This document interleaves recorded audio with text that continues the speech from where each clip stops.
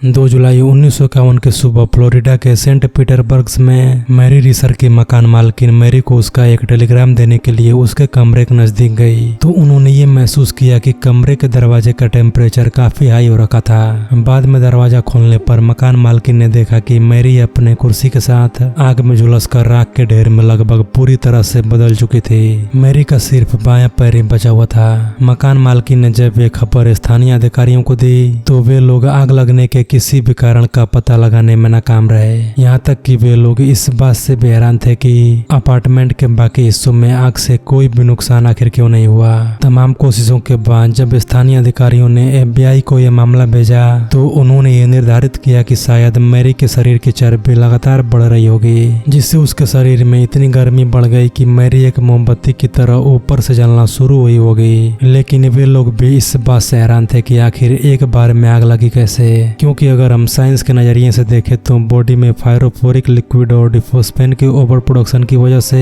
Body में आग लगने की संभावना हो सकती है, मगर इन दोनों केमिकल्स का बॉडी में ओवर प्रोडक्शन होना किसी मिरेकल से कम नहीं है। पर फिर भी आज तक ये माना जाता है कि यह एक स्पॉन्टेनियस ह्यूमन कंबशन का मामला था। लेकिन इस बात में आखिर कितनी सच्चाई है ये कोई नहीं जानता और ना ही मैं इसके सच होने का कोई दावा करता हूँ। इस वीडियो में आप इतिहास के ऐसे दिलचस्प और हैरान कर देने वाली घटनाओं के बारे में जानोगे जिन पे शायद ही आपको यकीन हो। नंबर 1, रूसी सम्राट पीटर द ग्रेट को अपनी पत्नी के प्रेमी के बारे में पता चला तो उसने अपनी पत्नी के प्रेमी की हत्या करवा दी और उसके बाद उसके सिर को अपनी पत्नी के ही कमरे में रखवा दिया। उसके सिर को सड़न से बचाने के लिए एक एल्कोहल के जार में रखवाया गया था और सम्राट ने अपनी पत्नी को हर सुबह उसके प्रेमी को देखकर उठने का आदेश दिया था ताकि उसकी पत्नी को हमेशा अपनी उस गलती के लिए हर दिन पछतावा होता रहे। नंबर 2, प्रोहिबिशन पीरियड के दौरान शराब पर बैन लगे होने के बाद भी लोगों ने इसका सेवन करना जारी रखा, क्योंकि बैन होने के बाद भी शराब को कहीं न कहीं से चोरी करके लोगों तक पहुंचा दिया जाता था। इससे अमेरिकी सरकार इतना परेशान हो गई कि उन्होंने अमेरिका में बनने वाली शराब में जहर मिलाने का फैसला किया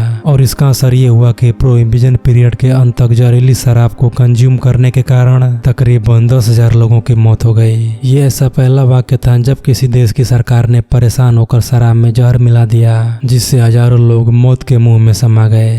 नंबर 3, 19वीं सदी के दौरान डेड बॉडीज का चोरी हो जाना एक आम बात हुआ करती थी। ये जो तस्वीर आपके सामने है 2 बॉडी स्ट्रेचर की है। ये लोग कब्र में से बॉडी को निकालकर उसे रिसर्च के लिए बेच दिया करते थे। उस टाइम डेड बॉडीज की इतनी डिमांड हुआ करती थी कि उसे पूरा करने के लिए लोगों का कत्ल तक कर दिया जाता और उसके बाद उनकी बॉडीज को बेच दिया जाता। मशहूर हास्य कलाकार चार्ली चैपलिन की मौत के बाद उनकी भी बॉडी को चोरी कर लिया गया था और इसके बदले लाखों रुपए की डिमांड की गई थी। नंबर 4, विक्टोरियन एरा के दौरान चूहों को पकड़ना कुछ लोगों का प्रोफेशन हुआ करता था, जिसे लोग खुशी खुशी किया करते थे। इन लोगों को उस समय रेड कैचर्स के नाम से जाना जाता था और ये लोग चूहों को पकड़ने के लिए एक विशेष तरह की खुशबू का इस्तेमाल करते थे। नंबर 5, एंशिएंट चाइना में औरतें अपने पैरों को आगे बढ़ने से रोकने के लिए बचपन से ही अपने पैरों को बेहद दर्दनाक तरीके से कसकर बांध कर रखते थे, क्योंकि उस समय के लोग ये मानते थे कि औरतों के छोटे पैर चीनी संस्कृति में सुंदरता के प्रतीक होते हैं। लेकिन इस प्रक्रिया के दौरान कई युवा लड़कियां इस भयंकर दर्द को सहन नहीं कर पाते थे या उनके पैरों में इन्फेक्शन हो जाता था, जिसकी वजह से उनकी मृत्यु हो जाती थी। लगातार होती इन मौतों के कारण चीनी सरकार द्वारा इसे 1911 में बंद कर दिया गया था। नंबर 6, ये जो तस्वीर आपके सामने है स्पेन के पोस्टमैन गैब्रियल मार्च ग्रैंडोस की है। इसे 3,84,912 साल की सजा सुनाई गई, जो इतिहास में किसी भी कैदी को दी जाने वाली सबसे लंबी और अजीबोगरीब सजा थी। आपको ये जानकर हैरानी होगी कि गैब्रियल को यह सजा तकरीबन 40,000 लेटर को घुमा देने के जुर्म में दी गई थी, जिसकी वजह से वह लेटर्स कभी भी अपने पते पर नहीं पहुंच सके। नंबर 7, वर्ल्ड वार 1 के दौरान लियोनार्ड नाइट नाम के इस सैनिक को 1917 में सीने में गोली लगी, लेकिन फिर भी उसे कुछ नहीं हुआ। दरअसल इस सैनिक ने अपने ऊपर वाली जेब में एक पॉकेट बाइबल रखी हुई थी और वो गोली बाइबल में धंस गई। नाइट को ये मिनी एड्स नाम की एक महिला ने 1915 में दी थी। ये बाइबल आज भी मौजूद है और बंदूक की वो गोली अभी भी इसी बाइबल में धंसी हुई है। नंबर 8, सेकेंड वर्ल्ड वार के दौरान जापानी सेना का सबसे खौफनाक चेहरा देखा गया था, जिसके बारे में जानकर कोई भी हैरान हो सकता है। इस युद्ध के दौरान जापान की आर्मी ने सालों तक कोरिया, वियतनाम और फिलीपींस की लड़कियों को यौन गुलाम बनाकर रखा। ये कम उम्र की लड़कियां थी जिन्हें नाम दिया गया कंफर्ट वुमेन, जो हर दिन 20 से 40 जलती थी। ये बात साल 1910 से लेकर 1945 के बीच की है, जब कोरिया के साथ एशिया के कई हिस्सों पर जापान का राज था। तब इस देश ने लोगों पर कई जुल्म किए। सेकेंड वर्ल्ड वार की शुरुआत में जापान के लाखों सोल्जर्स जंग में उतरे हुए थे। उनके पास खाने पीने और गोला बारूद की कोई कमी नहीं थी, तो बॉडी की जरूरत पूरी करने के लिए लड़कियों की, जिसके बाद जापान ने इसका भी तरीका खोजा। उन्होंने कंफर्ट स्टेशन तैयार किए। ये वो बिल्डिंग्स थी जहाँ खाने पीने के चीजों के साथ औरतें और लड़कियां भी रखी जाती थी। ये सेक्स स्लेव थी जिन्हें इस बेस पर चुना जाता कि वे यौन तौर पर एक्टिव ना रही हों। ऐसे में ज्यादातर बच्चियां ही कंफर्ट स्टेशन पर लाई जाने लगी, जिसमें नॉर्मली गरीब घर की लड़कियों को टारगेट किया जाता। उन्हें किसी फैक्ट्री में काम करने के बदले अच्छे पैसों का लालच दिया जाता और परिवार के राजी होते ही लड़कियां ट्रकों में भरकर ऐसी जगहों पर भेज दी जाती। यहाँ वे कंफर्ट वुमन कहलाती, जिनका कोई नाम नहीं बल्कि एक नंबर होता था।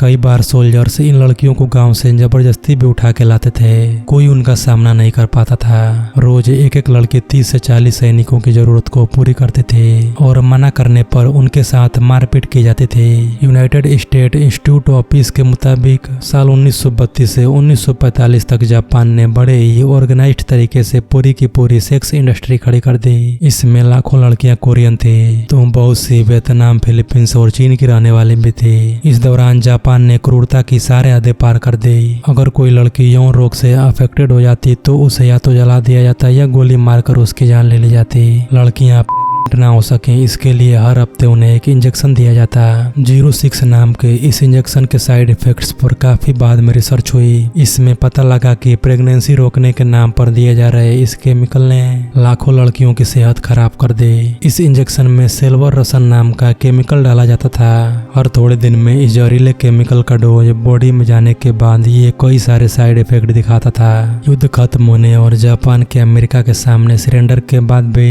यौन गुलाम की तरह सालों या महीनों काट चुकी यह लड़कियां नॉर्मल जिंदगी नहीं जी सकी। इनमें से ज्यादातर किसी न किसी डिसेबिलिटी से जूझ रही थी। किसी की आंखें फोड़ दी गई थी, किसी के हाथ पैर काट दिए गए थे। नंबर 9, नॉर्थ कोरिया का एक होटल जिसमें 3000 कमरे हैं। ये पिरामिड जैसी दिखने वाली आलीशान होटल श्रापित है। 750 करोड़ रुपए खर्च होने के बावजूद आज भी ये होटल वीरान पड़ी है और यहाँ पर परिंदा भी पर नहीं मारता। रेगुलर से दिखने वाली बॉक्स जैसी बिल्डिंग के बीच में ये ट्रायंगुलर शेप का पिरामिड जैसा विशाल का होटल खड़ा है। वही बिल्डिंग जिसे लोग भूतिया मानते हैं। ये करीब 1083 फीट ऊंची है और ये फ्रांस के एफिल टावर से भी ज्यादा ऊंची है। इसमें करीब 3000 कमरे हैं। इसमें कैसीनो और नाइट क्लब भी बना हुआ है। मतलब सोच के देखो कि अगर ये होटल श्रापित नहीं होती तो ये शायद दुनिया की सबसे फेमस होटल होती और ये दुनिया के टॉप बिजनेस होटल को टक्कर दे सकती थी। नॉर्थ कोरिया में लोग इस होटल को DPRK के नाम से भी जानते हैं। DPRK का मतलब है democratic people's republic of Korea और यहाँ पर बहुत ही कम टूरिस्ट जाते हैं। यहाँ पर 3 लाख टूरिस्ट पर ईयर आते हैं, जो बहुत ही कम है। अगर इसका कंपेयर बाकी देशों से किया जाए तो बाकी देशों में हर साल मिलियंस ऑफ टूरिस्ट आते हैं, जिससे एक अच्छा खासा रेवेन्यू जनरेट होता है। लेकिन फिर सोचने वाली बात यह है कि अगर यहाँ पर टूरिस्ट आते ही नहीं है तो फिर ये होटल किसके लिए बनाया गया, और वो भी 3000 कमरों वाला।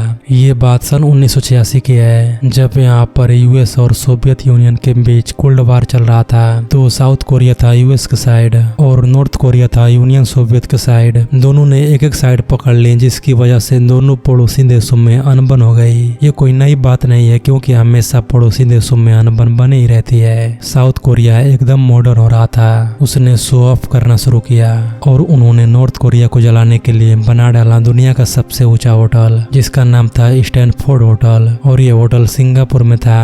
उन्होंने 1988 का ओलंपिक भी होस्ट किया।